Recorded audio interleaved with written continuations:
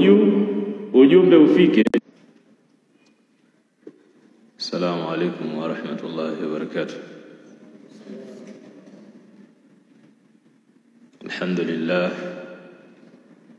الحمد لله حمدا كثيرا طيبا مباركا فيه ملء السماوات وملء الأرض وملء ما بينهما ملء ما شئت من شيء بعد أهل الثناء والمجد يحق ما قال العبد وكلنا لك عبد اللهم لا مانع لما أعطيته ولا معطي لما منعته ولا ينفع ذا الجد منك الجد سبحانك لا علم لنا إلا ما علمتنا إنك أنت العليم الحكيم والصلاة والسلام على أشرف الأنبياء وإمام المرسلين نبينا محمد وعلى آله وصحبه ومن سار على نهجه إلى يوم الدين أما بعد. Ni usiku wa tarehe 13 za mwezi wa Dhulhijja 1446 baada ya hijra, ambao ni sawa sawa na usiku wa tarehe 9 za mwezi wa 6 2025 miladia.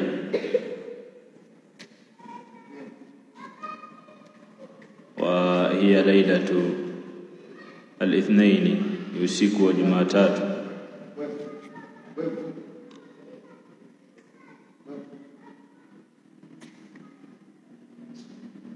Kuna mazungumzo ya ishara ambayo shekhe aliyatanguliza siku ya Ijumaa na kuashiria watu yale ambayo bila shaka watu wanahitajika kukumbushwa, na khulasa ya mazungumzo yake ilikuwa ni kuelezea hali ya baadhi ya ndugu au Waturuki, ndugu zetu hao Waislamu, na vile vichinjo vyao wanaovigawa. Kaeleza kwamba hukumu ya ujumla vile vichinjwa ni halali kula wala si haramu, sababu ni kichinjwa anatoa Muislamu. Sisi hatuwakufurishi wao, ijapokuwa wao sisi wanatuita ni mawahabi, na wanaitakidi kwamba mawahabi ni makafiri, na haya yameandikwa huko, tutayaona. Lakini kwa kuwa haya ni mambo ya kielimu, sio mambo ya mtaani kwamba mimi kafiri basi nawe kafiri. Wao wanatukufurisha, sisi hatuwakufurishi. Sitasema wao ni Waislamu, ni watu wa bid'a, wamepinda katika njia ya sawa, lakini hawajatoka katika daira ya Uislamu.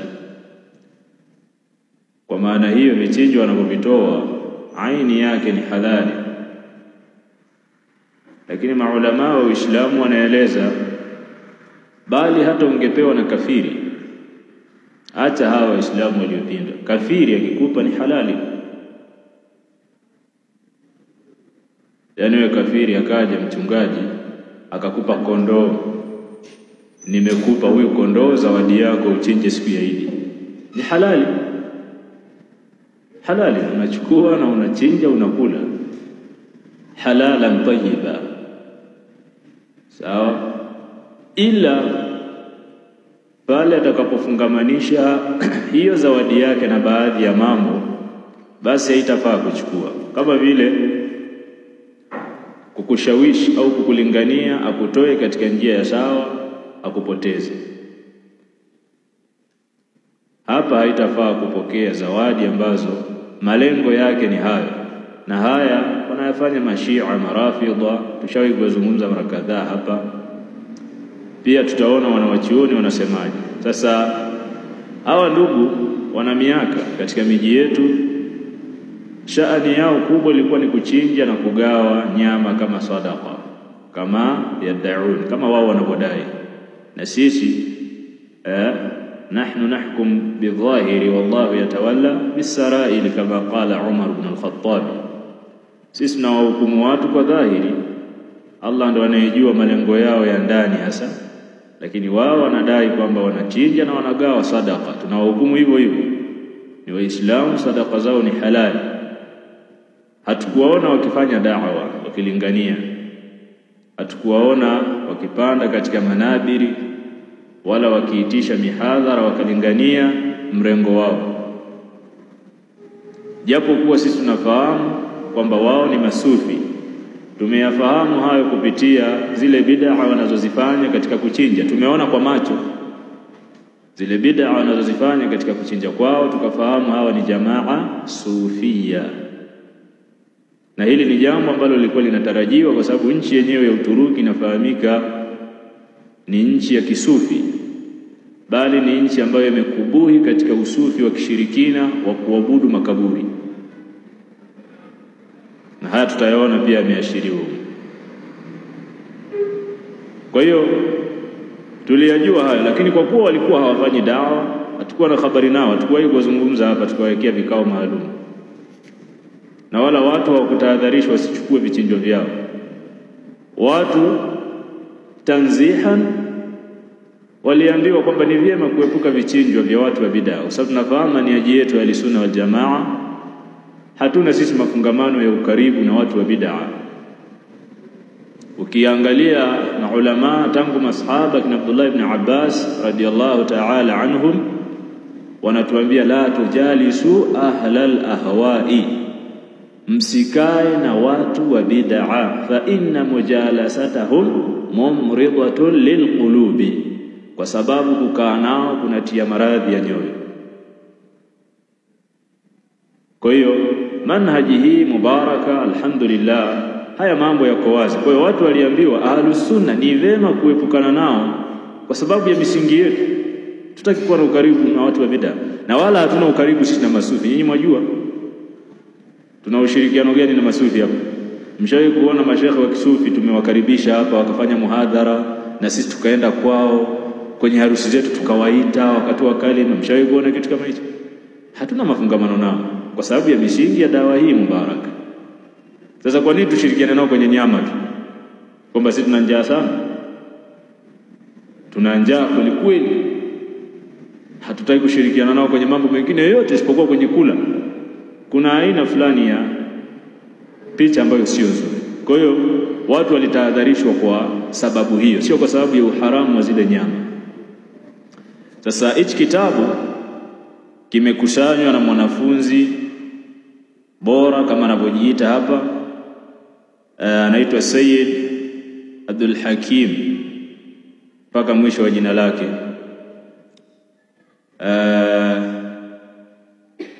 Mwaka 2001, miaka ya hivi karibuni, Istanbul, huu ni mji mkuu wa Uturuki. Kamati ya sayansi ya Konak Foundation Scientific Committee, nadhani ndo taasisi yao hiyo, uchapishaji wa vitabu vyao Istanbul, Uturuki, na mawasiliano yao wameyaweka hapo, kwa maana ni watu, sio watu wa uchochoroni, ni watu wanafahamika, wanafanya shughuli zao za kuchapisha vitabu na kulingania dini. Na ndio maana sisi tunasoma kitabu chao, kwa sababu wametupa, hatujawaomba. Alafu walipotupa hawajatupangia kwamba mkasome chumbani mjifungia, wametupa. Na la shaka lengo lao la kutupa ili tukisome, ndio tunakisoma. Tunawasaidia Waislamu wale ambao hawezi kusoma kuwasomea yaliyomo. Lakini pia hawajatupangia kwamba msikisome kwa pamoja, hawajatupangia. Kwa hiyo tunaamua wenyewe tukisome kwa namna gani. Sisi tumeamua tukisome kwa njia hii ya muhadhara, na tumefungulia na mabomba huko juu, ujumbe ufike kwa watu wengine ambao wamegaiwa kitabu hichi, wajue yaliyomo. Kwa hiyo sisi tunawasaidia hawa ndugu zetu wa Turuki kutangaza kitabu chao na yale walioyaandika, hatuwasingizie. Kwa hiyo kama wataona watupe zawadi kwa hili itakuwa ni bora, kwa sababu tunawasaidia kutangaza walichokiandika huko. Kwa hiyo kama wapo, sisi tutapokea chochote kitu kama wataleta. طيب, katika mambo ambayo yametufanya tukizungumza kitabu hichi ni kugusa aqida ya sunna wal jamaa. Miaka yote hawazungumzi wala hawagawi vitabu, na hivi ndivyo walivyo watu wa batil. Huwa wanafanya vitu kwa mpangilio, hawakurupuki. Mashia wakati wanaanza dawa yao hapa nchini hawakuanza tu kulingania kwamba Abubakari ni kafiri, Umar ni kafiri, la, walianzia mbali, mwisho wakaangukia katika kulingania. Walianza na kuleta misaada, kusaidia watu, kuwasaidia watu kujenga misikiti. Katika maulidi wanaleta mchele, wanaleta unga, wanaleta mafuta. Baadaye ndio wakaingiza jambo lao. Sasa na hao wana miaka wanagawa nyama. Mwaka huu wameanza kugawa vitabu ambavyo ndani yake kuna inhiraf katika aqida ya sunna wal jamaa.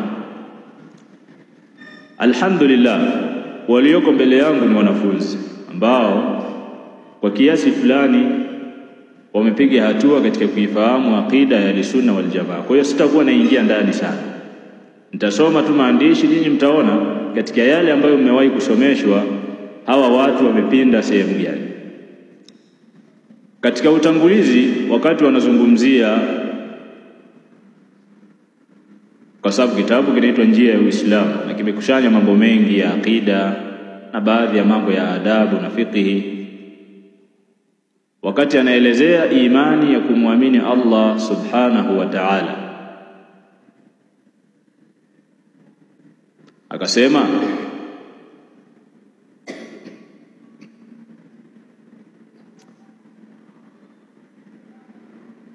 baadhi ya maneno tayaruka kwa sababu ya muda, taenda kwenye lengo. Anaelezea, mnafahamu ya kwamba aqida ya sunna wal jamaa ni kupitisha sifa za Allah na majina yake kama zilivyokuja, basi na nini kupindisha wala kufananisha wala kuzipinga wala kuzitia namna. Ukiambiwa Allah ana mkono, utakiwa kupindisha maneno hayo, unatakana uyatamke kama yalivyo, usifanye ta'wili wala usipinge, kwa sababu kesha sema na mkono, utapinga vipi? Wala usifanye ta'wili ukatafuta maana nyingine kwamba mkono hapa maana yake sio mkono. Wewe umejuaje? Maana yake ni nguvu. Sasa alipotaja baadhi ya sifa za Allah akasema, kwa mfano ule ukurasa wa 26, neno mkono linaweza kutafsiriwa kama nguvu au nishati. Neno mkono lilivyokuja katika aya, kwa sababu anasema kwa hivyo mwanadamu hawezi kuelewa jinsi atakavyoonekana, ingawa maneno kama mkono, mguu, mwelekeo, mahali na mengineyo ambayo hayafai kwa Allah, ndio anaitakidi hivyo. Haifai kusema Allah na mkono, haifai kusema Allah na kadha. Anasema kwa kuwa maneno haya mkono, mguu, mahali yalipo Allah, Qur'ani imesema yuko juu ya arshi. Kwa kuwa maneno haya yapo katika aya na hadithi, basi hayatumiwi katika maana tunayoijua, lazima tupindishe maana zake. Ndio hapa katolea mfano. Kwa mfano, mkono unaweza kutafsiri nguvu badala ya mkono. Sasa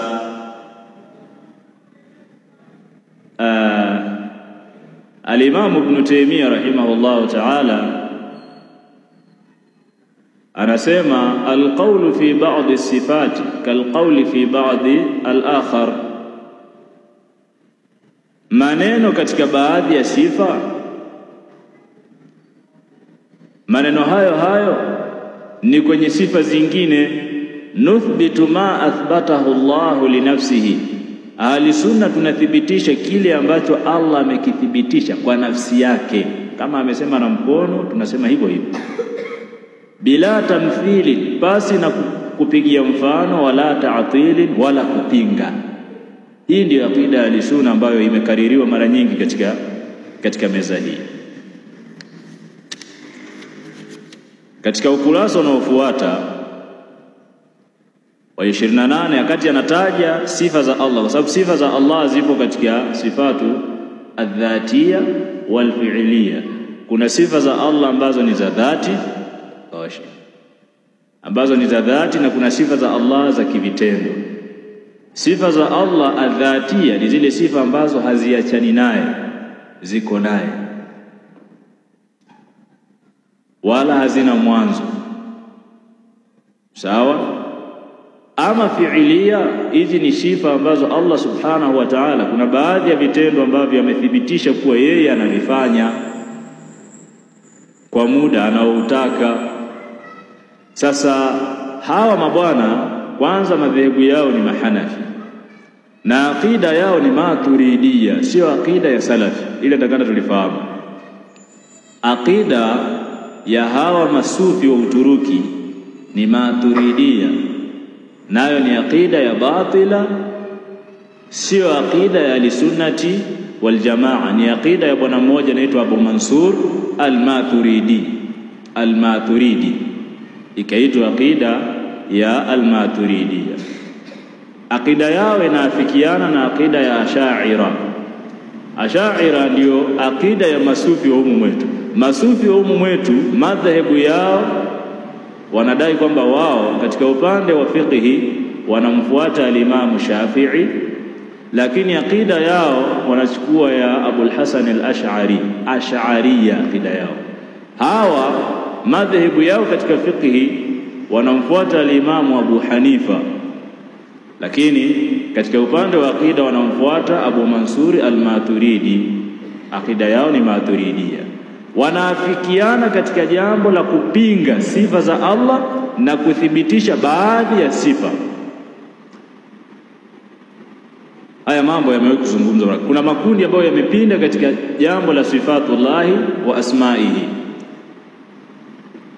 Mu'tazila wao wanapinga sifa zote za Allah na majina yote ya Allah wanayapinga. Allah hana majina wala hana sifa hata moja, au ni Mu'tazila, na ni itikadi ya kufru. Jahamia, kwa maana unaposema kwamba Allah katika majina yake ni Ar-Rahman, Mu'tazila wanapinga lile jina, wanapinga na sifa yake, kwa sababu Ar-Rahman maana yake kuna sifa ya nini? Ya rahma. Wanapinga pia Allah hana sifa hiyo. Al-Khaliq wanapinga jina, wanapinga na ile sifa yenyewe ya kuumba. Al-Alim, Al-Alim kwamba Allah ni mjuzi, ili ni jina, lina sifa gani? Ya ilmu, kwamba ana ilmu, wanapinga na ile sifa. Jahamia wanakubali majina, wanapinga sifa. Wanasema Allah ni Al-Alim, ili ni jina, ni la kwake, lakini hana elimu. Allah ni Al-Basir, ili ni jina, kwamba mwenye kuona lakini haoni.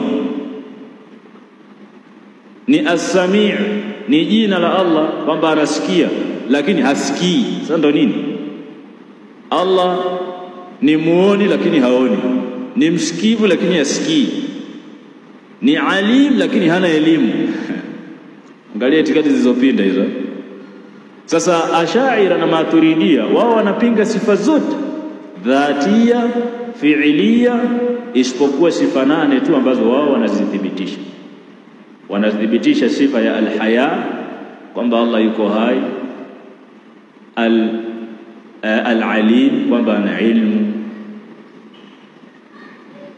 sifa ya al-ilm, sifa ya as-sam'i, kusikia, wal-basar, kuona, sifa ya al-qudra, uwezo, al-kalam, wanathibitisha pia vile vile sifa hii. Sifa 8 na al-mashia au 7 wanathibitisha hizi, zingine zote wanazikataa. Ndio hapa nasema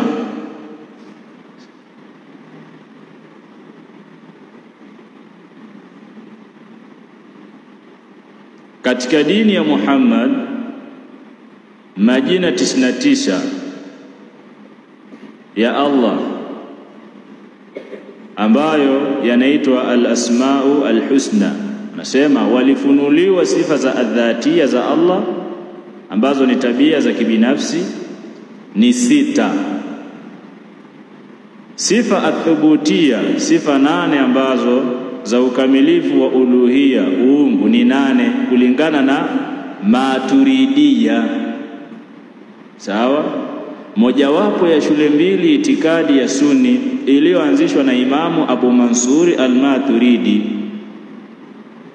inayofuatwa na shule ya Hanafi. Wao ni Mahanafi, kwa itikadi yao ndio hii. Na Hanbali ya sheria ya Kiislamu. Na 7 katika Ash'ariyya, sifa hizi ni za Allah, pia ni za milele na zinadumu kama dhati yake, yani nazo pia zipo milele. Haya maneno ni sahihi. Sisi tunazungumzia huku kuthibitisha sifa 7 na kukanusha sifa zingine za Allah. Wanasemaje maulama wa Kiislamu? Al-Imam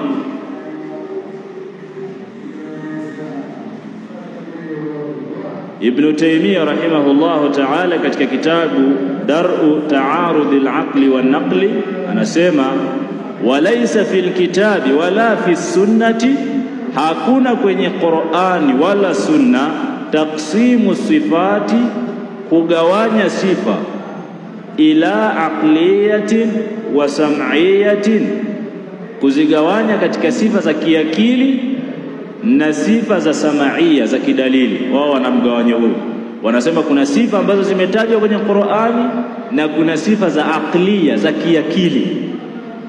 Sheikhul Islam anasema hakuna dalili ya vigawanyo hivi viwili. Wala takhsisu sifati al-aqliyati bi7, wala hakuna dalili ya kuzihusisha sifa 7 za kiakili kwamba wamechagua sifa 7 tu. Balil adillatu as-sam'iyatu, bali dalili za kinukuu, athbatat lillahi sifatin kathiratan, zimethibitisha sifa za Allah nyingi. Laysat min hadhihi 7, sio hizi 7 tu. Yani kwa nini mpinge sifa ya Allah kuwa juu ya arshi, an-nuzul, kushuka katikati ya usiku, sifa ya mkono? Hizi zote wamezipinga, au wamethibitisha zile 7 tu. Walam ta'ti al-adillatu bitamyizi hadhihi an tilka, wala hakuna dalili iliyokuja kuchambua hizi walizozikubali na zile walizozikataa. Kwa maana wao wametumia tu akili zao, zile sifa ambazo zinaingia kwenye akili zao wakazikubali, zile ambazo haziingii kwenye akili zao wakazikataa. Jambo hili halina dalili ya kisheria. Sifa zote za Allah alizojisifu nazo zinakubaliwa na zinapitishwa kama zilivyo, hazipingi. Wao wamepinga. Allah yuko juu, akasema haiwezekani. Tukisema Allah yuko juu, maana yake ana sehemu, na sehemu ni kiumbe. Allah ndo aliyeumba juu, aliyeumba chini, aliyeumba mashariki. Tukisema yuko juu, huu ni upande, tutakuwa tunasema Allah yuko ndani ya kiumbe chake. Likakataa kwenye akili zao, wakapinga, wakasema Allah hayuko juu. Allah ana mkono. Waqalat al-yahudu yadullahi maghlula, katika Qur'an Allah anasema, Mayahudi wakasema mkono wa Allah umejikunja. Allah akasemaje? Ghullat aydihim walu'inu bima qalu, mikono yao ndio imejikunja na wamelaaniwa kwa maneno yao hayo waliyosema. Bal yadahu mabsutatani, Allah kathibitisha kwamba bali mikono yake miwili imekunjuliwa. Yumfiqu kaifa yasha, anatoa atakavyo. Allah kathibitisha na mikono mingapi? Katika hadithi Mtume sallallahu alayhi wasallam akasema kilta yadahu yamin, akaelezea mikono hiyo miwili ya Allah, yote miwili ni ya kulia.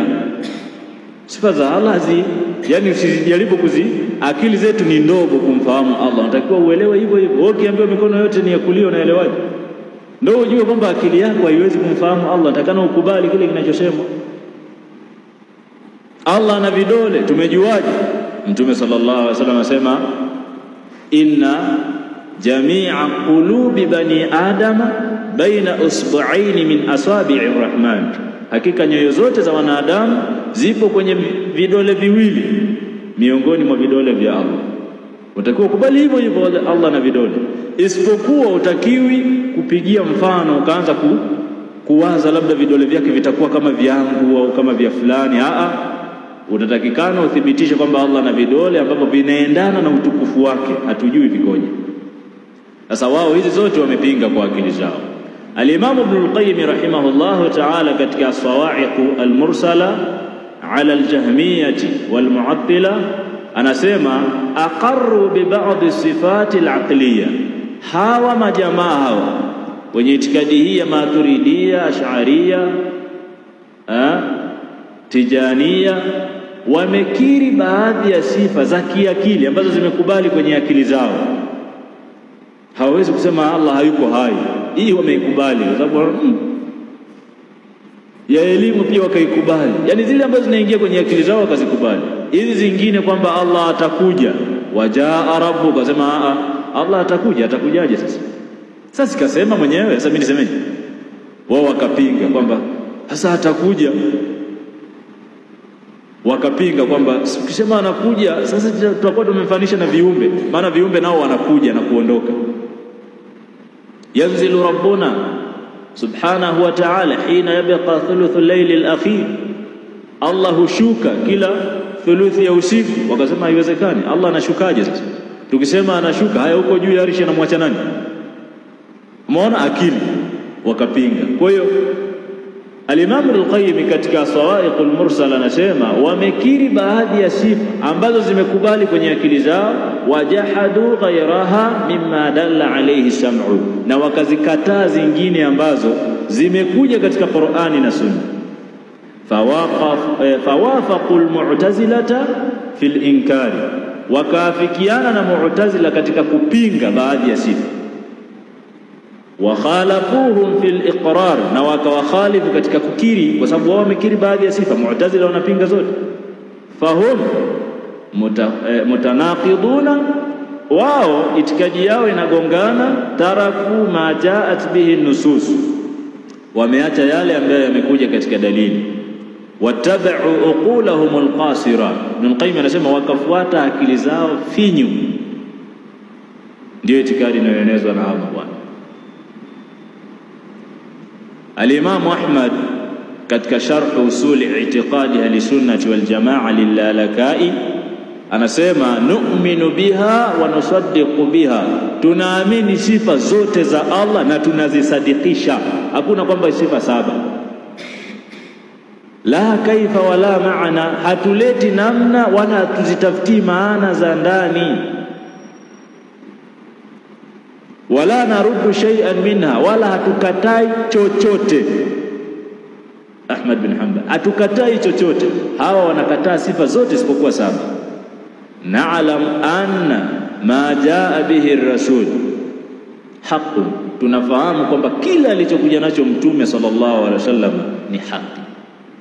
Al-Imam Ibn Uthaymeen katika sharh Lum'atul I'tiqad anasema faman athbata as-sifati as-sab'a, yule anayethibitisha sifa saba peke yake, ambao ndo hawa mabwana Maturidiyya, wanafa ghairaha, na akakanusha zingine zote kama vile sifa ya mkono, sifa ya kuja, sifa ya kushuka, sifa ya kuwa juu ya arshi, bihujjati al-aqli, kwa hoja ya akili. Kwa sababu alhamdulillah hawakatai wao, hoja yao wanasema haiingii akilini, wanasema hivyo hivyo wazi wazi, itakuwaje haingii kwenye akili?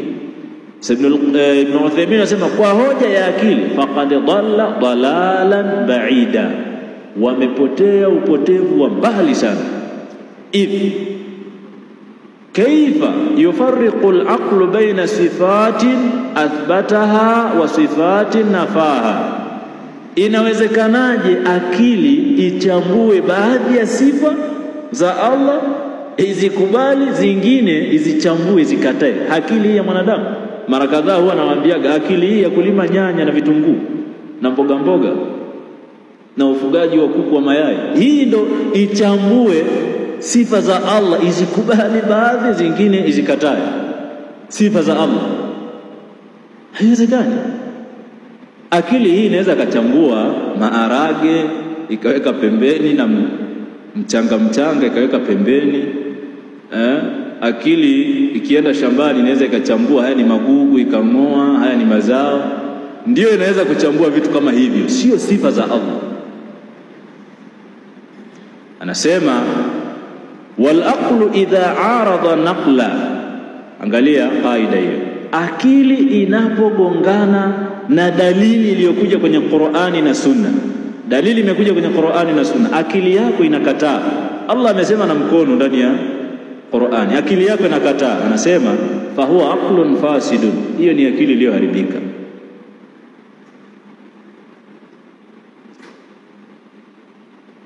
Al-Imam Al-Albani anasema wa man ta'ammala tariqata al-ash'ariyati, na mwenye kuzingatia njia ya Ash'ira, hawa masufi wa kwetu ambao wanaafikiana na hawa Maturidia kwenye kuthibitisha sifa saba fi sifati, katika sifa, wajadahum yuthbituna ba'd as-sifati ta'wilan, atawakuta wanathibitisha baadhi ya sifa tena wanazifanyia ta'wili hapo hapo, wayu'attiluna ba'daha, na wanazipinga zingine kama hizi za fi'liya, wayuthbituna al-ba'd al-akhar, na wanathibitisha zingine bila ta'wili, basi na ta'wili, yani ni mambo tu wanayofanya kwa akili zao. Wala dhabita indahum, Sheikh Albani anasema wala hawana kipimo maalum kwa wao cha kuchambua, illa ma wafaqa al-aqla, isipokuwa ni akili tu. Yani wanakaa tu wanaamua hii haiwezekani, hii angalau. Hawana kipimo maalum cha kisheria zaidi ya akili zao. Wa hadhihi tariqatun batilatun, Sheikh Albani anasema na hii ni njia mbovu kabisa ambayo haina mfano.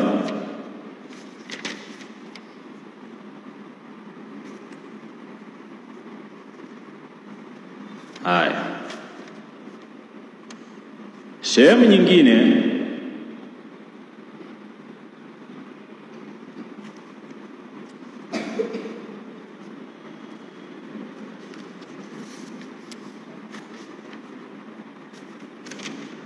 katika ukurasa wa 70, wakati anazungumzia ukafiri kwa hukumu, ametaja baadhi ya vitu hapa ambavyo mtu anakufuru kwa vitu hivyo. Visikilizeni vitu hivyo ili muone kama nyinyi mtasalimika na ukafiri. Kwa mujibu wa itikadi yao, mambo haya yanamfanya mtu awe kafiri. Akataja jambo la kwanza, kusema nyinyi mnaitakidi Allah yuko wapi? Yuko juu, sio? Lakini je, elimu yake imekienea kila kitu? Dhati yake yuko juu, lakini anaona kila kitu akiwa huko juu kwa dhati yake, na anasikia kila kitu na anakijua kila kitu. Yani elimu yake, uoni wake, usikivu wake uko kila sehemu, lakini dhati yake yuko wapi? Yuko juu, kwa sababu Allah anasemaje? Ar-Rahmanu 'ala al-'arshi istawa, Allah yuko juu ya arshi. Kwa hiyo maia, upamoja alionao na viumbe ni kwa elimu yake iko pamoja na viumbe wote, anajua kila kitu. Uoni wake anaona kila kitu, usikivu wake anasikia kila kitu. Wao wanaitakidi kwamba Allah yuko kila sehemu, hayuko juu. Sasa wanasema hivi, jambo la kwanza kabisa, tena ameanza anasema hivi, kusema Allah Taala anatutazama kutoka kwenye arshi au kutoka mbinguni ni ukafiri. Wazi wazi kabisa. Kusema Allah yuko juu ya arshi lakini anatuona ni ukafiri. Kwa hiyo sisi ni makafiri. Sawa? Sisi tunaitakidi hivyo kwamba Allah yuko juu ya arshi. Wao wanapinga Allah hayuko juu ya arshi, yuko kila sehemu. Kwa mtu atakayesema Allah yuko juu alafu uoni wake ndo anaona kila kitu, huo ni ukafiri. Sasa Al-Imamu Maliki tunafahamu aliwahi kuuliza swali hili, sio? Akasemaje? Aliulizwa, mtu alimuuliza Ar-Rahmanu 'ala al-'arshi istawa, akaisoma aya, Allah anasema yuko juu ya arshi, kaifa istiwa'uhu. Yule bwana akauliza yukoje huko juu? Al-Imam Malik akasema al-istiwa'u ma'lumun, kuwa juu kunafahamika. Kwanza lilikuwa ni swali la bid'a. Swali hili mambo yanayohusu dhati ya Allah watu walikuwa hawaulizi. Masahaba walikuwa wanazisoma hizo aya, wanasikia hadithi, Mtume sallallahu alaihi wasallam anamuuliza jaria, aina Allah, Allah yuko wapi? Qalat fis sama. Ile jaria akasema yuko juu. Akamuuliza man ana, mimi ni nani? Qalat anta rasulullah, wewe ni mjumbe wa Allah. Qala li Muawiyah ibn al-Hakam, Mtume sallallahu alaihi wasallam akamwambia Muawiyah ibn al-Hakam, a'tiqha fa innaha mu'minatun, muache huru, huyu ni muumini. Hawakuanza kuuliza yuko juu, yukoje huko juu. Maswali ambayo yako mbele ya akili ya mwanadamu walikuwa hawaulizi yanayomhusu Allah. Mara mtu wa kwanza kuuliza swali hili, masahaba wote washakufa. Angalia masahaba walivyokuwa na adabu na mambo yanayomhusu Allah. Hawakuwahi kuuliza, walikuwa wanasoma aya Ar-Rahmanu ala al-arshi istawa, hawaulizi yukoje huko juu. Je, amesimama au amekaa? Je, ameigusa arshi au hajaigusa? Sasa tukisema ameigusa maana yake ameitegemea. Sasa kama vile wewe ulipokalia kiti, sasa si atakuwa ametegemea kiumbe chake? Yani Allah anategemea kiumbe? Haya maswali haya mtu wa kwanza kuuliza ni zama za Imamu Maliki. Alimamu Maliki ni tabi'ina, ni mwanafunzi wa wanafunzi wa masahaba, na alipoulizwa swali hili lilikuwa ni darasani. Wanasema aliinama chini, jasho likamtoka. Swali gani hili? Aliponyanyua kichwa akamwambia al-istiwa'u ma'lumun, kuwa juu kunafahamika. Ukiambiwa juu si unaelewa? Sasa uliza nini? Wal kayfu majhulun, lakini yukoje huko juu haifahamiki. Yeye ndo anayejua, hajasema wala hataki kuuliza. Wal imanu bihi wajibu, na kuamini hilo kwamba Allah yuko juu ya arshi, kuamini basi na kuuliza yukoje ni jambo la lazima. Wasualu anhu bid'atun, na kuuliza ni uzushi. Akasema wama araka illa mubtadi'a, na wewe uliuliza swali hili sioni isipokuwa wewe ni mtu wa bid'a. Fa amara bi khurujiha, akawaamrisha wanafunzi wake, mtoeni nje huyo kirusi hichi, beba toa nje. Wakambeba katupa nje. Zama ambazo watu walikuwa wataki utani. Al-Imam Ibn Uthaymeen pia aliwahi kuuliza swali hili. Ibn Uthaymeen ni wa miaka hii, amefariki mwaka 2001. Kuna mtu naye aliuliza swali kama hili. Ibn Uthaymeen akamwambia, akamjibu kwa swali kwa jawabu hili al-Imam Malik, alafu akamwambia hivi ulichozalimika nacho ni kwamba sitaamrisha utolewe nje kama alivyoamrisha nani? Al-Imam Malik. Imam Malik alisema beba toa nje. Hilo tu ndio mimi sitawaambia watu wakutoe nje, lakini ukome. Sasa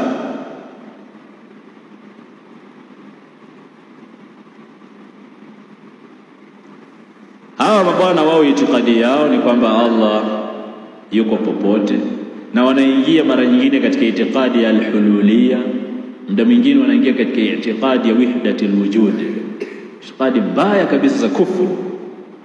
Baadhi yao wanaitakidi kwamba Allah yuko, baadhi yao wanaitakidi kwamba Allah, al-hululiyya ni itikadi ya kuamini kwamba Allah anaingia kwenye baadhi ya viumbe. Baadhi ya mawali zao wanaitakidi kwamba Allah alikuwa anaingia ndani yao, kama vile alikina al-Hallaj, ambao walifikia hatua ya kusema ana al-haq, mimi ndiyo Allah. Al-Hallaj amekufurishwa na Ibn Kathir. Kwa nini? Kwa sababu anaitakidi Allah ameingia ndani yao.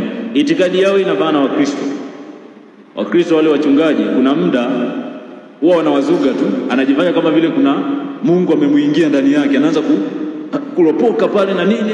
Wao wanaitakidi roho amempata, sio kwamba Mungu kaingia ndani yake. Ndio itikadi hii ya al-hululiyya. Baadhi ya sufia wanaitakidi itikadi hii, ikiwemo huyu al-Hallaj ambaye masufi wanamheshimu na kumwadhimisha, hali ya kuwa alikufurishwa na al-sufi. Alikuwa anafikia hatua anafanya adhkari, badala ya kusema subhanallah anasema subhani, nimetakasika mimi. Maana yake mimi pia ni Allah, Allah ameingia ndani yangu. Imam Ibn Kathir akasema hadha zindiq, huyu mtu ni zindiq. Lakini masufi wanamheshimu kama alim al-allama. Hawa wanaogawa hivi vitabu. Al-Hallaj kwa wao ni mwanachuoni mkubwa, ni wali wa Allah. Lakini pia wana itikadi ya wahdatul wujud. Wengi wao wanaitakidi kwamba Allah subhanahu wa ta'ala ni kila kitu, yani kila unachokiona wewe ni sehemu katika sehemu ya Allah. Kwa hiyo sasa anayeabudu mti hana kosa, kwa sababu huo mti ni sehemu katika Allah mwenyewe. Yani Allah ni kila kitu, kila unachokiona ni Allah. Sawa? Kwa hiyo ukimwona mtu anasujudia jiwe usimkataze, yeye tu ameitakidi kwamba huyu ni Allah basi. Ndio hawa wanaabudu makaburi, wanaabudu miti, hawa wanaitwa wahdatul wujud. Ndio itikadi za hawa mabwana ambazo ni itikadi za kikafiri quh, ambazo itikadi hiyo ni ilikuwa ya Ibn Arabi ya wahdatul wujud.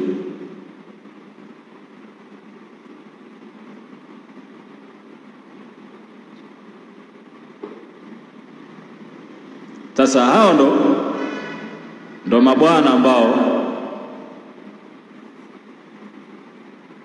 wanagawa hivi vitabu. Akida yao ndiyo hiyo.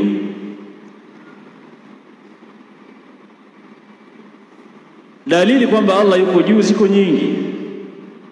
Maulama wa al-sunna tangu mwanzo wanalizungumza jambo hili. Al-Imam al-Auza'i anasema kunna watabi'una mutawafiruna naqul.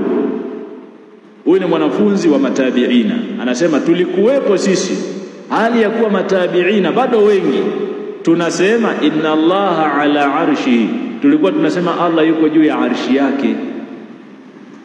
Tulikuwa tunaitakidi hivi na tunasema hivyo. Matabi'ina ambaye ni mashekhe zetu, wanafunzi wa masahaba, wapo wanatusikia. Wa nu'minu bima waradat bihi sunnatu min sifatihi, na tunaamini kila kilichokuja katika sunna kinachozungumzia sifa za Allah. Al-Imam Abu Hanifa rahimahullah, ambao wao hawa mabwana hawa wa Turuki wanaogawa vitabu ndio wanamfuata, wanasema sisi ni mahanafi. Wakati huo wanasema Allah yuko kila sehemu. Abu Hanifa anasema katika al-Fiqh al-Akbar, kitabu kikubwa cha al-Imam Abu Hanifa an-Nu'man ibn Thabit rahimahullah, anasema waman qala la a'rifu rabbi fi samai au fil ardi faqad kafara. Hapa alikuwa na waradi wale wanaosema Allah hayuko juu wala hayuko chini, wala hayuko mbele wala hayuko nyuma, wala hayuko kulia wala hayuko kushoto. Sehemu katika sufia pia wanaitakidi hii. Baadhi yao wanaitakidi Allah yuko kila sehemu, wengine wanasema Allah hayuko popote. Yuko wapi sasa? Yupo lakini hayuko popote. Sawa? Yuko wapi? Yuko huko alikokuwa kabla hajaumba. Wapi? Huko. Anaisha kusema hivyo. Allah anasema yuko juu, anasema juu ni upande, hawezi kuwa juu. Juu ni upande ambaye yeye ameumba. Sasa Abu Hanifa anasema anayesema Allah hayuko juu wala chini ni kafiri. Lianna Allah yaqulu, kwa sababu Allah anasema Ar-Rahmanu ala al-arshi istawa, Allah yuko juu ya arshi. Ndio itikadi ya Abu Hanifa, anaiamini aya hii na anaipitisha kama ilivyo. Al-Imam Ibn Khuzaimah rahimahullahu ta'ala, ambaye amefariki mwaka wa 311, zaidi ya miaka 1100 iliyopita. Abu Hanifa amefariki mwaka wa 150, zaidi ya miaka 1300 iliyopita. Al-Imam Ibn Khuzaimah anasema wa man lam yuqirru bi anna Allah ta'ala ala arshihi, na yule asiyekiri kwamba Allah yuko juu ya arshi yake, qad istawa, yuko juu, fawqa sab'i samawati, juu ya mbingu zake saba, fahuwa kafirun bi rabbih, mtu huyo ni kafiri, amemkufuru Mola wake, sababu amepinga aya. Halalu dami, na damu yake inakuwa ni halali. Ndio maana baadhi ya watawala waliwachinja akina Ja'ad ibn Dirham, waliokuwa wanapinga kwamba Allah hayuko juu, damu zao ni halali. Al-Imam Adh-Dhahabi, huyo amefariki mwaka wa 748 Hijiria, mwanafunzi wa Ibn Taymiyyah, anasema qad ittafaqa ulama'u al-Islam, wameafikiana maulama wote wa Uislamu, anna Allah fawqa as-samawati 'ala al-'arshi istawa, kwamba Allah yuko juu ya mbingu, juu ya arshi, kama alivyosema yeye mwenyewe. Wala ya'lamuhu ahadun kaifa huwa, wala hakuna hata mmoja anayejua kaifia, yukoje huko juu, hakuna anayejua hilo, wala haifai kuuliza, illa huwa, isipokuwa yeye peke yake ndo anayejua yukoje. Ukisema Allah yuko juu ya arshi, utakuwa ishia hapo hapo. Usije ukasema amesimama, utatakiwa dalili. Amekaa, utatakiwa dalili na utakufuru, sababu hajaelezea yukoje. Yeye amesema tu yuko juu ya arshi, خلاص. Ndio adabu. Na ndio maana yule bwana alipouliza mara ya kwanza, anamuuliza Imamu Malik yukoje huko juu, Al-Imamu Malik kufahamu uhodhi wa hilo swali alitokwa na jasho kwanza, na alimjibu mwisho akaamrisha, beba toa nje, atatuharibia. Al-Imam Ibn Taymiyyah anasema fa inna salafa jami'ahum min as-sahabati wat-tabi'ina, hakika masalafi wote kuanzia masahaba na wale waliowafuatia, watabi'ihim na waliokuja baada ya tabi'ina, kanu muttafiqina, walikuwa wanaafikiana, ala anna Allah fawqa al-arshi, kwamba Allah yuko juu ya arshi. Walikuwa wanaafikiana masahaba wote, tabi'ina wote na matabi'i tabi'in, wa annahu yanzilu ila samai dunya, na wanaafikiana kwamba huwa anashuka kwenye mbingu ya dunia. Sikasema mwenyewe, yani Ahlusunna hawana tabu, alichokisema Allah wanakiamini kama kilivyo. Al-Imam Ibn Qudama al-Maqdisi anasema wala nakhruju an qawli ahli al-jama'ati anna Allah ala arshi, hatutoki kwenye kauli ya ahli sunna kwamba Allah yuko juu ya arshi, bila kaifin, bila ya kuwa yuko juu yake namna gani, hatutoki kwenye kauli hii. Muhitun bikulli shay'in, anakizunguka kila kitu kwa elimu yake. Hatutoki kwenye itikadi, elimu yake ndio ipo popote. Hakuna sehemu Allah hapajui, wala hakuna sehemu ambapo Allah hapaoni, wala hakuna kiumbe ambaye Allah hawezi kumsikia. Je, yeye kama yeye yuko wapi? Hayuko kila sehemu, yuko juu. Ndio itikadi ya Sunna. Al-Imam Ibn Qudama anasema hatutoki kwenye akida hii kwa sababu ndio akida ya Qur'an. Mmewafahamu ama bwana? Wao wanasema, ngoja nirudie, kusema Allah Taala anatutazama kutoka kwenye arshi au kutoka mbinguni ni ukafiri. Wote wa masahaba, matabi'in, wote makafiri, sababu ndio walikuwa wanaitakidi hivyo. Waturuki tu ndio Waislamu. Kuna dini hapo, na masufi ndio Waislamu. Haya,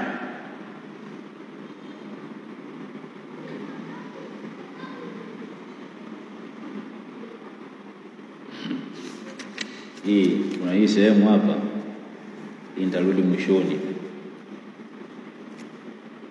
sababu hii hatari yake ni kubwa. Ngoja nimalizie huko kwanza.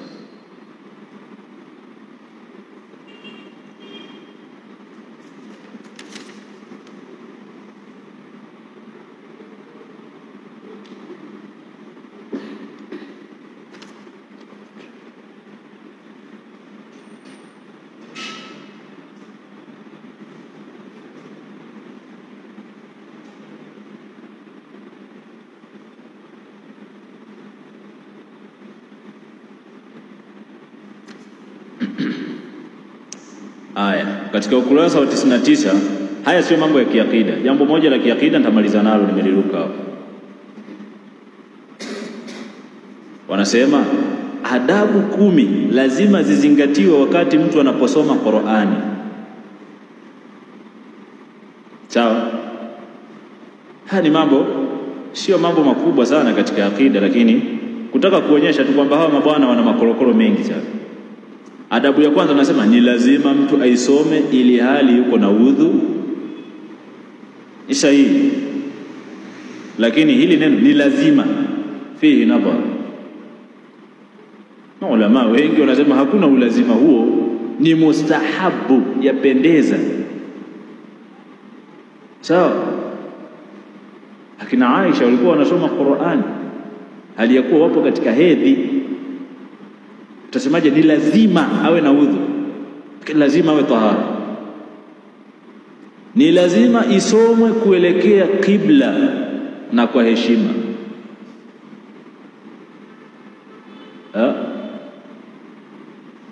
Nyinyi mnakaaga pale mnaelekea hivi, jamaa ni lazima uelekee kibla unaposoma Qur'an. Kwa ni mambo fulani fulani ya kisufi kutaka kufanya dini iwe ngumu. Unaposema ni lazima, maana yake una dalili? Haiko wapi dalili? Hairuhusiwi kusema ni lazima jambo la kidini alafu una dalili. Wewe unasema wewe nani?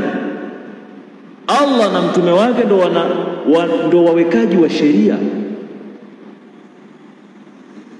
Siwezi kutoka tu mimi leo nikaamua, haiwezekani. Qur'ani kitu cha heshima sana. Ukisoma ni lazima uelekee kibla. Lazima nitoe dalili.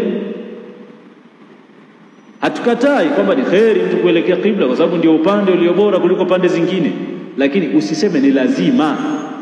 Ukisema ni lazima utadaiwa dalili, kwa sababu wewe huna uwezo wa kusema ni lazima. Wewe sio mtume.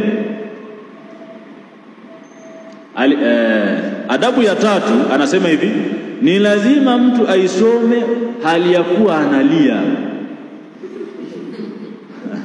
Zingatia hili neno hapa mwanzo, ni lazima uwe unalia.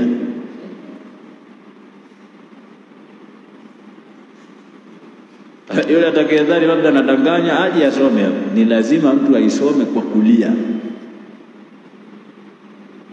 Inawezekana hakuna mtu aliyewahi kulia, ndio kinyume chake. Wengi huwa mnasoma huku mnaburudika. Mnayumba namna hii. Utakuwa unalia bwana, kwa mujibu wa bwana. Sijui, lakini kama wao pia huwa wanalia. Sasa kama ni msikitini, sasa watu wanasoma Qur'ani asubuhi, sitakuwa ni msiba sasa mtu akipita nje hivyo vilio kwamba kila mmoja awe analia. Sasa kadhaniwa labda kuna msiba huko ndani. Kila alhasil huwa lazima, ni lazima. Masufi huwa hawachungi sheria, wanajisemea tu lazima. Lete dalili. Wapo ulama wanapendekeza, sio wanalazimisha. Ulama ni watu wana akili. Al-Imam Ibn Taymiyyah anasema hivi, laisa kullu man qaraa al-Qur'ana baka, sio lazima kila anayesoma Qur'ani alie. Fa inna al-bukaa 'inda tilawati min sifati al-khashi'ina, kwani hakika kulia wakati wa kusoma Qur'ani ni katika sifa za ucha Mungu kweli. Lakini man lam yabik, yule ambaye hatolia, falaisha biathimin, hana dhambi. Wewe unaposema ni lazima, maana yake asikolia anapata dhambi, sio? Bal yustahabu lahu, bali inapendekezwa tu, si lazima kwake yeye, ayahzana qalbuhu, kwamba moyo wake uwe na huzuni, uwe na hofu. Kwa sababu pia sio sawa mtu kusoma alafu wewe unasoma huna hofu yoyote, unasoma unarukaruka, pengine unacheza. Sasa lazima uwe na utulivu wa moyo wako. Wayataammalu al-ayati bi khushu'in, tena awe anazizingatia aya kwa khushu'i. Hiyo ni katika Majmu'ul Fatawa. Pia katika Majmu'ul Fatawa, katika fatwa yake nyingine, Ibn Taymiyyah anasema hivi, laysa kullu man qaraa al-Qur'ana baka, sio kila anayesoma Qur'ani atalia. Walaysa kullu man baka yakunu khashi'a, na sio kila atakayelia wakati anasoma Qur'ani basi ndo mcha Mungu. Sio kweli. Fa innal imana, kwani hakika imani la yuqasu bidumu'i faqat, haipimwi kwa machozi tu. Imani haipimwi hivyo.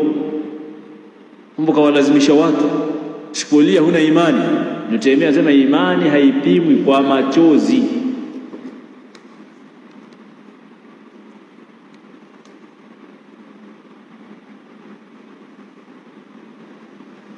Lakini pia hawa mabwana miongoni mwa itikadi zao wana itikadi ya ukhawarij ndani yao. Kuna baadhi ya mambo wakati wanatamka mambo kwamba ukiyafanya unakuwa kafiri. Muumini anapomuua mtu pasi na haki, muumini au mtu akaamuru kumuua muumini mwingine, mtu akitamka kuunga mkono kuuliwa kwa muumini anakuwa kafiri. Hii ni itikadi ya kikhawarij. Sisi tunaamini kwamba Muislamu anaweza kumuua Muislamu, amefanya dhambi la kuua lakini hajatoka kwenye nini? Kwenye dini. Wanasema muumini akimuua muumini au akaamrisha, labda waumini wamegombana, mmoja kamfanyia mpango, kamtafutia mwenzake majambazi, akaenda kuuao, wanamkufurisha. Sio sawa. Hii ni itikadi ya makhawarij, kuwakufurisha watu kwa madhambi makubwa. Madhambi makubwa isipokuwa shirki, muda wa kuwa mtu hajahalalisha hakufuru. Ilikuwa ni jambo la 37. La 39 anasema iwapo mtu atampiga au kumuua mtu kwa dhulma ni ukafiri. Jamaa wale walipigana wako mpo. Kwa mujibu wa hao mabwana, mtu akimpiga Muislamu mwenzake anafanyaje? Hii ni itikadi ya kikhawarij. Inalinganiwa kwenye kitabu hichi. Sisi tunaitakidi kwamba wamefanya kosa lakini hawajafanyaje? Hawajakufuru. Jingine anasema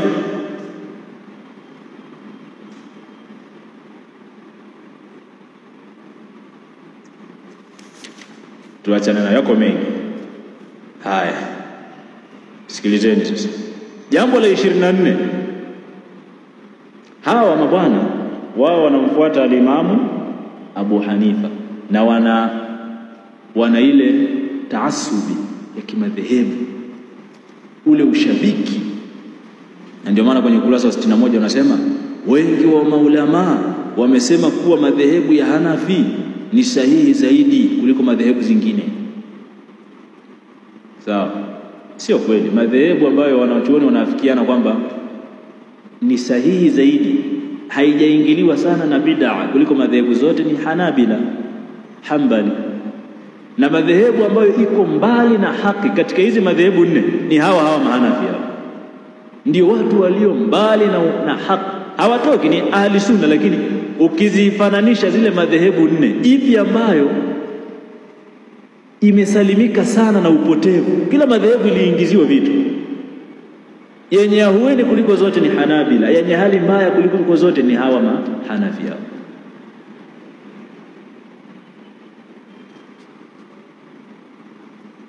Sasa anasema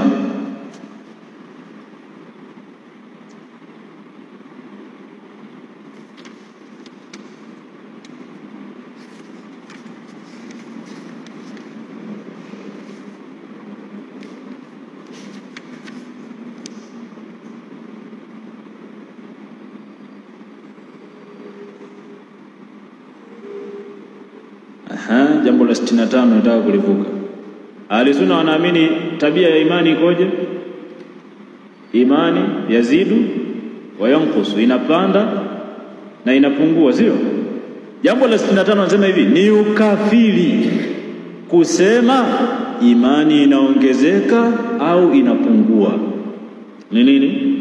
Ni ukafiri kusema imani inaongezeka au inapungua. Aliyakuwa sisi tunasema al-imanu qawlun wa amal wa yazidu wa yanqus, ni maneno na itikadi, qawlun fil lisani wa i'tiqadun bil jinani wa amalun bil arkani, yazidu bi ta'ati ar-rahmani wa yanqusu bi ta'ati ash-shaytani. Taarifu ya sunna katika imani ni kwamba ni kutamka kwa ulimi, kuamini moyoni, kutenda matendo kwa viungo. Inapanda kwa kumtii Allah na inashuka mtu anapomtii Ibilisi. Akida ya makhawariji ni kwamba imani haiongezeki wala haipungui. Wao pia wanasema ni ukafiri kusema imani inaongezeka au inapungua, ni ukafiri.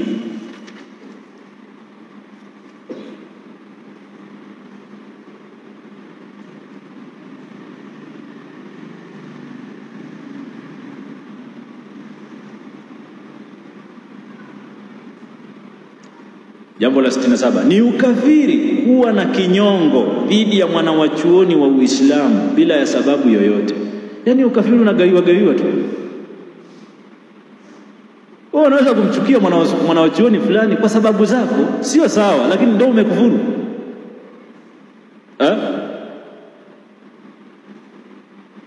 Ukafiri haugawi hivi, ukafiri ni kwa dalili. Unajisemea tu ni ukafiri. Eti ukimchukia mwanawachuoni fulani bila ya sababu ni ukafiri pia. Ni kosa lakini sio ukafiri.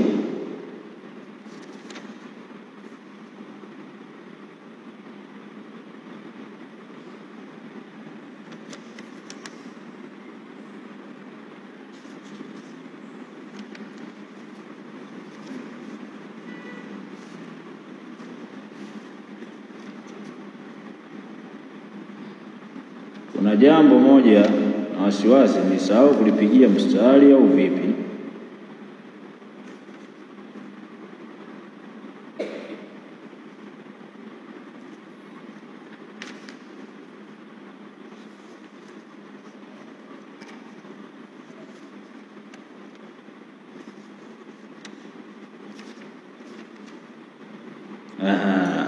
Katika mambo ambayo ukifanya unakuwa kafiri kwa wama bwana, jambo la 128 wametaja mambo mengi. Anasema hivi, niliwaambia hawa ni masufi wa kuabudu nini? Makaburi. Uislamu, Mtume sallallahu alaihi wasallam alimtuma Ali ibn Abi Talib yakavunje alla tada qabran mushrifan wala sanaman yu'badu min dunillah. Alimtuma kwenda Yemen. Watu wa Yemen waliwasilimu. Alimtuma Ali ibn Abi Talib na jeshi la watu kama 100 hivi wapanda farasi, akamwambia nenda Yemen, alla tada qabran mushrifa, usiache kaburi lolote ambalo limejengewa, kwa sababu Yemen walikuwa ni Wakristo. Wakristo wanafahamika huwa wanajengea makaburi. Akamwambia kaya sambaratishe yote makaburi yaliyojengewa, uyasawazishe yabaki kawaida. Hiyo haifai kujengea makaburi kwenye Uislamu, sio? Mtume wa Allah aliamrisha yavunjwe. Wao wanachuki sana Sheikh Muhammad bin Abdul Wahhab, kwa sababu pia Sheikh pamoja na Muhammad bin Saudi walivunja makaburi walipoitawala mamlaka Arabia Saudia, kwa kufuata kauli ya Mtume sallallahu alaihi wasallam. Yeye anasema hivi, kudai kuwa tunabomoa makaburi ya mawali kwa sababu tunaogopa kwamba wajinga watadhani kuwa ni muumba. Jambo hili la kuvunja hayo makaburi kwa kuogopea watu watafanyaje? Watamshirikisha Allah, si ndio lengo la kuvunjwa? Yani kuvunjwa makaburi yaliyojengewa ya karembo, lengo la Mtume sallallahu alaihi wasallam kuamrisha yavunjwe ni nini? Watu wasije wakafanyaje? Wakayaabudu. Sasa jamaa anasema kudai kuwa tunabomoa makaburi ya mawali kwa sababu tunaogopa wajinga watayaabudu ni ukafiri, kwa sababu wao dini yao ni ya kuabudu makaburi. Hakuna watu wana dalalati za kuabudu makaburi kama Waturuki.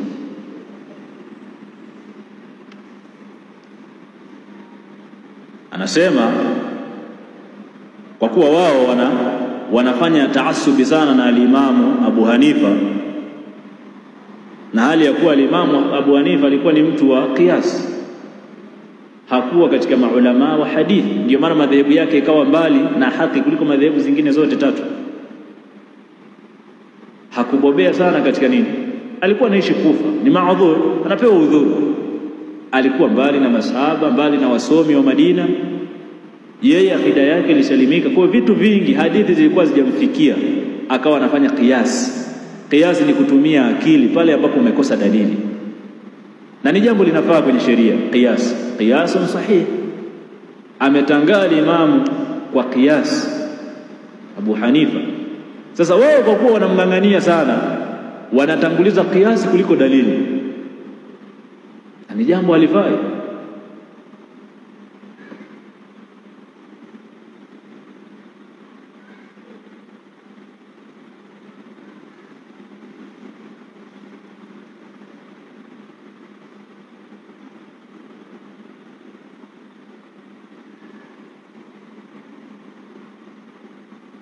wanasema hivi, jambo la 24 katika mambo ambayo unakuwa kafiri, sawa, kudai kwamba kiasi zilizofanywa na Imamu Abu Hanifa rahimahullah si sahihi ni ukafiri.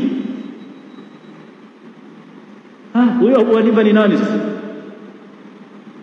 Kwamba alichokisema Abu Hanifa, wewe ukisema kwamba hapa alikosea, unakuwa kafiri. Abu Hanifa ni mtume au ni nani?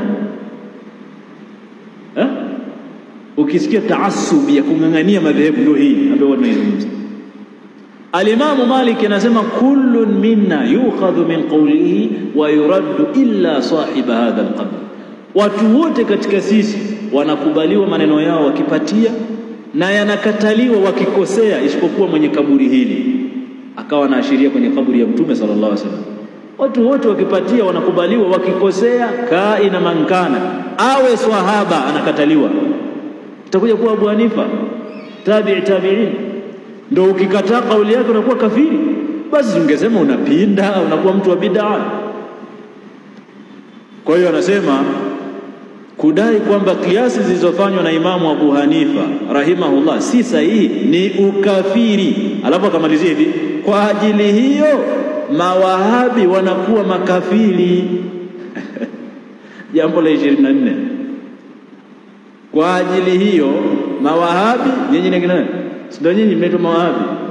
Kwa sababu mawahabi ni kweli ahli sunna wanasema kwamba wanawachuoni wanapatia na kukosea.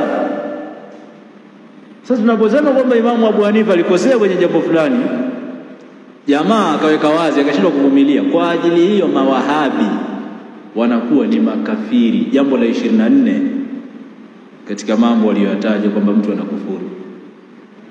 Hao maimamu wenyewe wala hawakuwa na msimamo hiyo. Kina al-Imamu Shafi'i walikuwa wanasema idha sahha al-hadithu fa huwa madhhabi, ilikoswihi hadithi ndo madhehebu yangu, hakuna masala ya kung'ang'ania.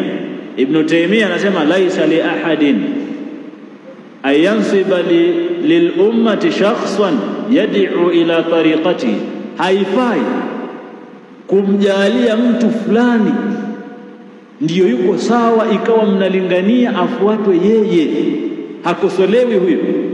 Wayuwali wayuadi alaiha, na watu wakawa wanapendana na kuchukiana kwa kupitia njia yake. Anayemkubali Abu Hanifa mwenzetu, asiyemkubali sio tu kapinda kafiri. Anasema ghaira nabii, isipokuwa Mtume sallallahu alaihi wasallam, Mtume peke yake ndio watu wanapendana na kuchukiana kupitia yeye, ndio hakosolewi.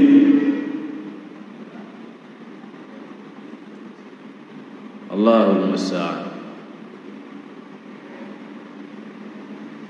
Kwa hiyo haya ni yale ambayo katika mengi ambayo yameandikwa kwenye kitabu hichi.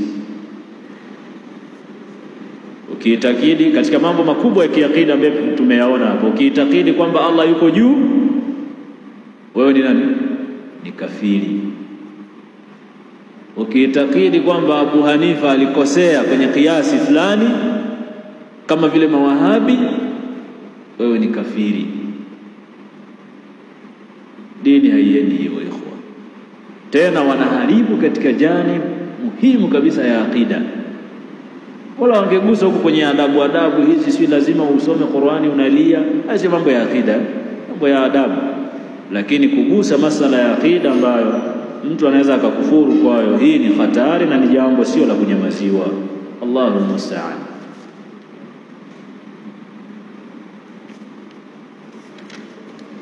Kwa hiyo hii ndiyo dawa inayofanywa na hawa mabwana ambao tumeona kwamba wanakufurisha watu wenye madhambi makubwa. Tumeona kwamba wanasema wazi wazi kwamba ni ukafiri mtu kusema imani inaongezeka na inapungua.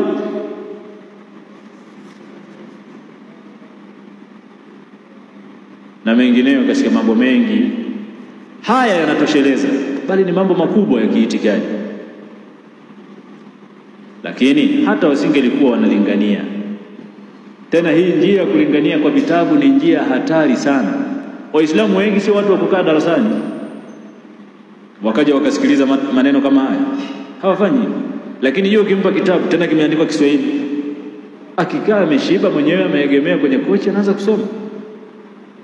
ni njia ya hatari, na ni njia ambayo Ahlusunna kwa kweli wanatakiwa wazindukane waitumie njia hii.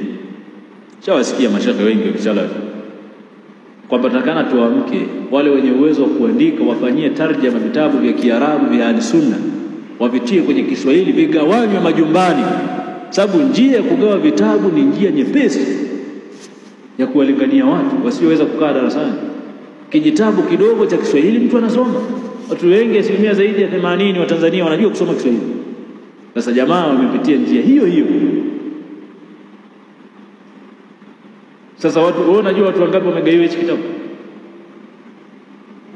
Wakishasoma wataamini kwamba Allah hayuko juu. Wakishasoma wataamini kwamba imani haiongezeki wala haipungui. Wakishasoma kitabu hicho watakuwa wanawakufurisha Waislamu kwa madhambi makubwa. Wakishasoma kitabu hichi watakuwa wanaamini mawahabi ni makafiri na mawahabi hapa mjini ni nyinyi. Shimona hatari.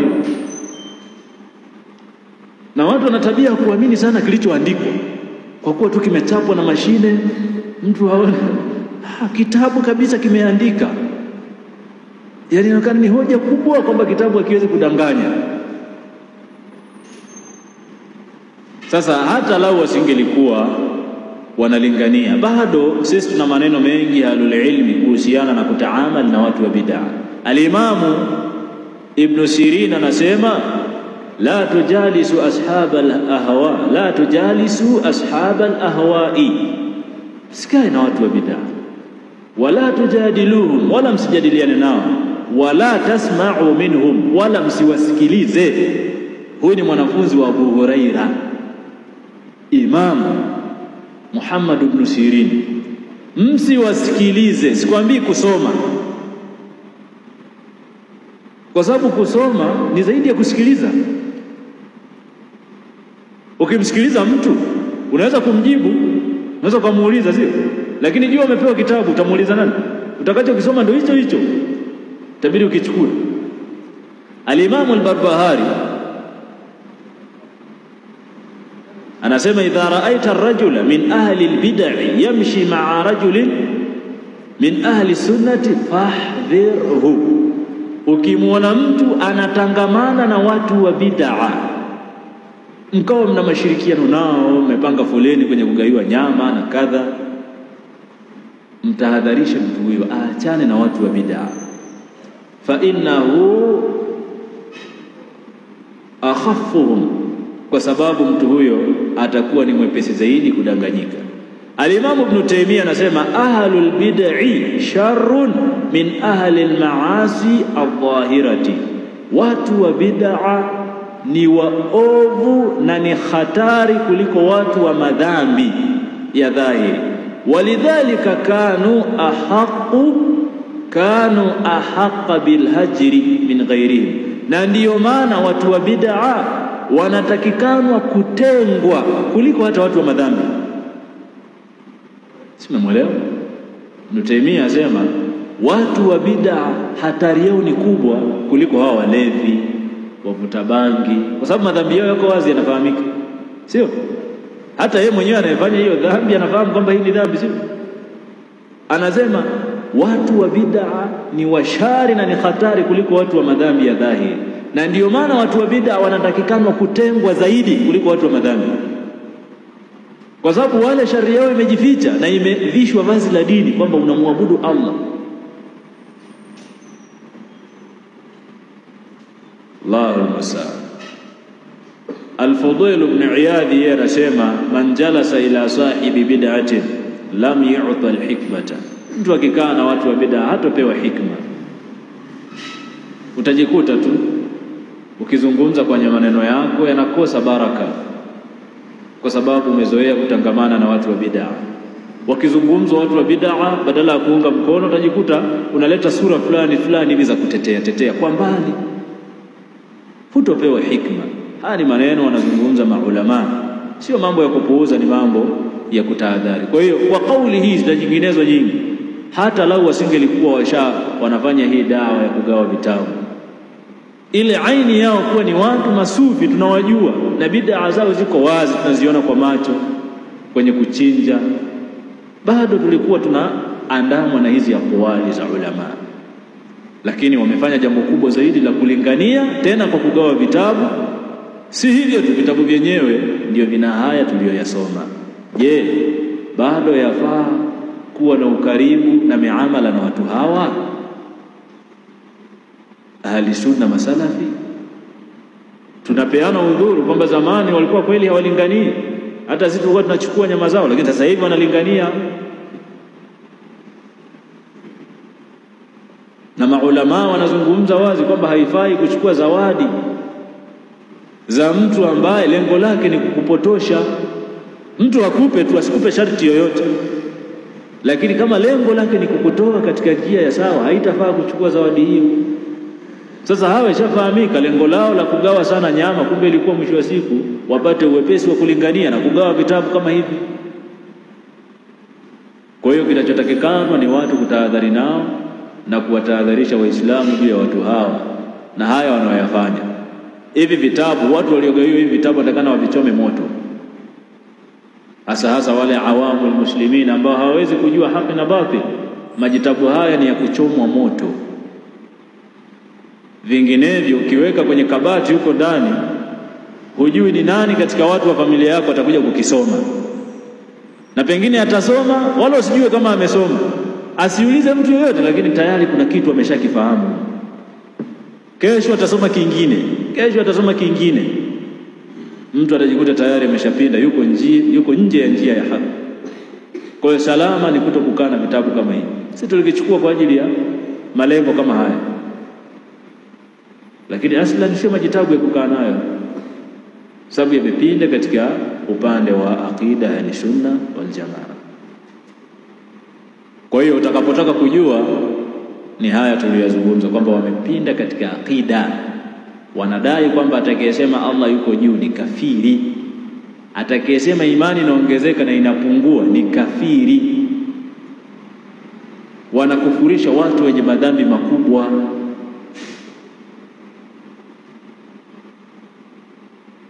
Mtu akimuua Muislamu mwenzake ni kafiri, bali akipigana Muislamu ni kafiri. Tumeona hapo. Mtu akisema Imamu Abu Hanifa alikosea kwenye kiasi ni kafiri, wakatoa mfano wakasema kwa maana hiyo mawahabi ni makafiri. Sasa jamaa, mbona wanalingania chuki? Sasa toka Waislamu wanaotuzunguka waanze kutuchukia bwana. Hawa jirani zetu wakisoma hichi kitabu si watajua kumbe sisi ni makafiri. Kwa hiyo wanalingania chuki hao. Acha wabaki hivyo hivyo kwamba sisi ni msimamo mkali, haina shida, hilo halina shida sana. Lakini sasa unakuja kuwaambia watu kwamba hawa watu ni makafiri kwa hoja gani? Kwa hoja kwamba hawakubali kiasi za Abu Hanifa. Kwa hiyo sasa tukichinja wasile si makafiri. Uone kwamba unaleta barbara kwenye jamii na kuamsha chuki ambayo haikuwepo. Hawa masufi humu tudhani kama wanatukufurisha, lakini je, wakishasoma hichi kitabu kimeandikwa wazi mawahabi ni makafiri?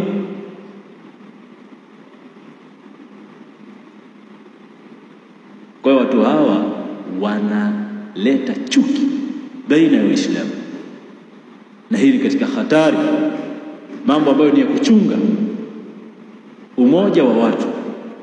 Mimi niishia subhanakallahumma bihamdika ashhadu an la ilaha illa anta astaghfiruka wa atubu ilaika. Labda kama kuna neema